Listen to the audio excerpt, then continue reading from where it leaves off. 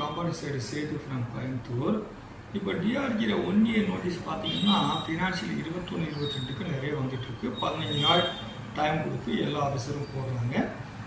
இப்போ நம்ம இதுக்கு ப்ராப்பராக நம்ம ரிப்ளை கொடுத்துட்டோம்னா இதிலே ட்ராப் பண்ணலாம், இல்லை டிஆர்ஜியில் 1 கொடுக்க வேண்டிய அவசியம் கிடையாது.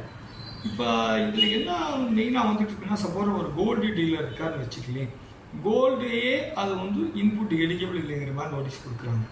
ஒரு ஆட்டோமொபைல் டீலர் இருக்கார் அப்படின்னா அது main product of the nature of the activity furtherance of business, அதுக்கு ஐடிசி எலிஜிபிள் உண்டு.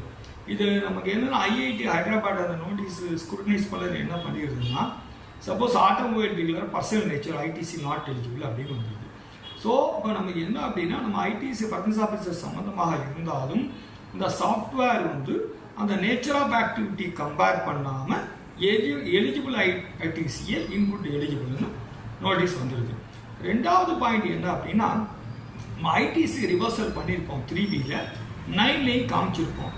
அதை கன்சிடர் பண்ணாமல் அதே மாதிரி அதை பேஸ் பண்ணி நிறைய பிரச்சனை வருது நோட்டீஸில். அதே மாதிரி பார்த்தீங்கன்னா, சப்போஸ் 20-21 இன்வாய்ஸ் ஏதாச்சும் 2-3 இன்வாய்ஸை விட்டு இருந்து 21-22 ஏப்ரல் மேலே ரிப்போர்ட் பண்ணியிருப்பாங்க. அதுக்கு பிஏட்டட் பேமெண்ட் இன்ட்ரெஸ்ட் கேட்டு கரெக்டாக கேல்க் பண்ணி வருது. இதுதான் டிஆர்ஜி 1 மெயினாக வந்துட்டு இருக்க நோட்டீஸில் நான் பார்த்தது இதுதான். இது சம்மந்தப்பட்டது நம்ம அடுத்தடுத்த நோட்டீஸில் பார்க்கலாம். தேங்க்யூ.